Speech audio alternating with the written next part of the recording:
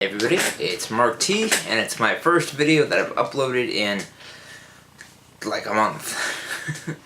I apologize for being so on and off with my video uploading. I'm not going to make any false promises, but I will hopefully be back on track with my Boku no Hero Academia reviews near the end of next week.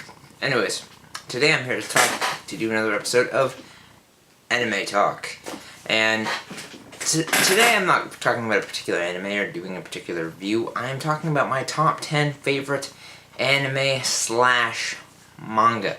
Now, I put that in there because some of the series on this list are, are a little different. Like, some of them have not had animes made of it. Although I think there's only one or two of them. So, let's get started. Before I start though, I'm going to do 5 today and then 5 tomorrow because, I've got a lot of other work to do today, so I'm just going to do 5 today. And we're starting at number 10. Number 10 is One Piece. Now, I know what you're thinking. On your list, you're not a real anime fan. Some stupid bullcrap about it being mainstream. Excuse me. But to be honest, what is mainstream anyway? From my view on, Google and such, it's basically a well-known or well-liked thing. And I find that kind of ridiculous that people tend to get picked on by other people just because they like mainstream series. Now, these people might be just starting off in a series, or they might just like mainstream series. I find it kind of ridiculous that people hate on other people just because they know more mainstream series or well-known series than the other. They're well-known because they're well-liked. I tend to think that's the main point of the term mainstream in the first place. Anyway, I love One Piece because... Sorry. Sorry. Last one, I hope. I like One Piece because it is probably the best out of the ultimate hyper-popular triad of manga / anime that have been going on. The other two being Bleach and Naruto. It's just, One Piece, in my opinion, is the one series that has never had any really bad moments. I'll admit I haven't read the entire manga series, but I know the series quite well, and I do stay on top of the chapters for the most part. And it's generally really good. It never really pisses off people, it doesn't make any stupid decisions, and it makes some really good stuff, from movies to DVDs to books, and it's awesome. Plus, you can get the entire series in box sets now, so it's awesome. Aside from that, I really like the characters, and I like the way the story goes. It's a general shonen, but all the characters are very likable, and are just, it's good. That's basically all I can say. It's good. This particular series is at number 10 mainly because it really hasn't inspired me in any particular way. It's just a series I like a whole lot, and a series I find really enjoyable. Moving on to number 9. This series is, I think, a more obscure series. I know some people probably know about it. It's called Hide and Closer. Closer, yeah. C-L-O-S-E-R. It's basically a series that many people tend to compare to Reborn. I tend to think it does have a general similar feeling, but it's unique enough that it's its own unique series. Now, Hide and Closer is essentially a series about, the run-of-the-mill kid that's not very good at sports and generally not very popular in a in a major way. Then he gets a package from his grandfather, who was basically the kid's idol when he was younger, and he gets a teddy bear, and then ridiculousness ensues. Now, this series, while having a bit of a ridiculous premise, generally tends to have some very serious moments in it. Not like Elfen Lied level serious, where it's like really depressing, although there are some depressing bits. It's generally just very fun and wacky adventure. Something you'd see on maybe like a Saturday morning cartoon. I really enjoy it a lot, and it's only 7 volumes, so if you want to pick it up, just go on a Viz Media. Also, let me just say, I'm going to have links to all of these animes that I talk about in the description below, like where to buy them and maybe where to see them too. I'm not quite sure. Number 8.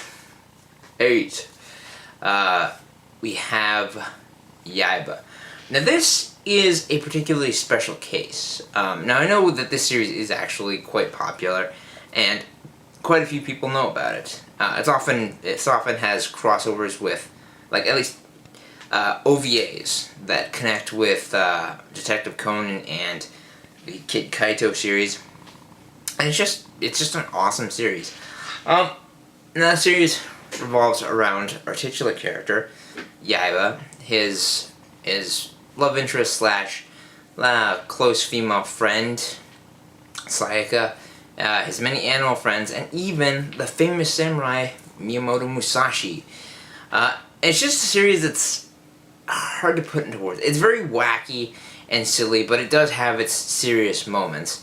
So the basic plot is Yaiba is a kid trained by his dad to be a samurai, who now goes to modern Japan to just experience life and to meet people and see things. Now, the manga and the anime are very different in terms of just how things work out. Even in the first episode, it's slightly different, but it's generally just how to put it? It's a happy-go-lucky series that has quite a few serious bits. Yaiba himself is both like kind of like a jungle boy. He's grown up in the jungle, sometimes left to be by himself for long amounts of time by his father, and you just see his adventures and find out that his role in this series is actually much bigger than you expect. Now the manga has not been published in English, unfortunately, and whatever you find on the sites is very not very limited. I think it's like goes up from chapter 1 to 156, but it's not complete. The anime also exists. I believe it's 26 episodes, but again, that's not complete. One of the unique things I do find funny about Yaiba is just the fact that, spoilers, by the way, if you want to pause the video and go check out Yaiba, go do it. Good series. But Yaiba essentially created his own villain, and it's just, it's very ridiculous way. Just, you never see that in most series. Anyways, Yaiba, check it out. It's awesome. Now, number 7. Yes, number 7. Number 7 is Rosario Vampire. Now, I've done a partway review of this series on my YouTube channel. I never finished it because I kind of, like, I didn't see all of Season 2, or I didn't read all of the Season 2 manga, so it's just, there's a lot that I still need to read before I can make a second part. Besides, it was long ago, so it's... anyways. So, Rosario Vampire is essentially about the usual guy, and at first it kind of plays it like a usual harem comedy, which I'm generally a big fan of harem comedies for the most part.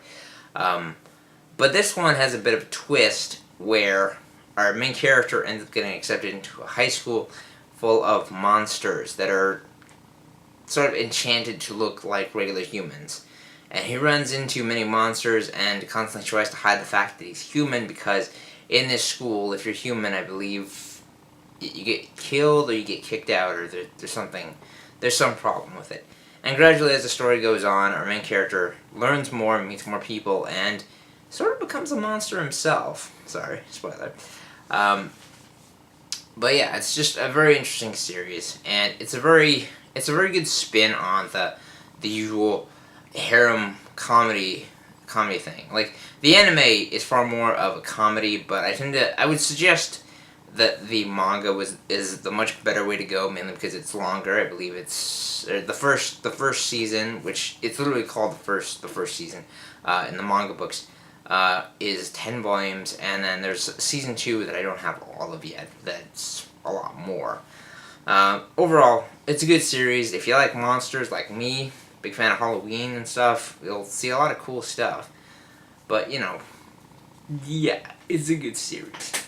And number 6, Boku no Hero Academia.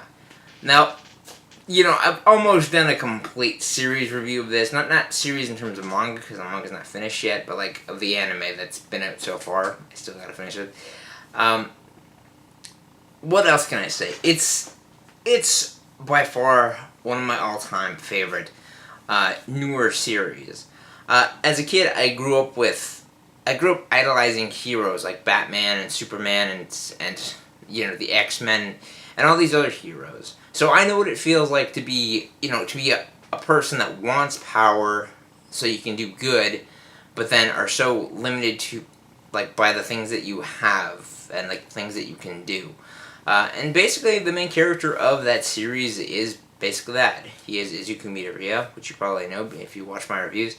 And you just feel for him as a kid that starts off having just nothing but bad luck in a world where a bunch of people, normal people, have superpowers, and it's a normal thing. Being born without them, and it's just a real kick in the pants. And then not pants. Yes, I'm going to say that. Kick in the pants. Overall, it's an amazing series. It's not finished yet. The manga is being published in English and Japanese. And the anime is, I believe, 13, 14, 15 episodes. I'm not quite sure. But it is awesome. If you're a big fan of superheroes and if you're a big fan of underdog stories like myself, you'll probably definitely enjoy this. Anyway, that's it for now. Look forward to tomorrow for part 2. Catch you later.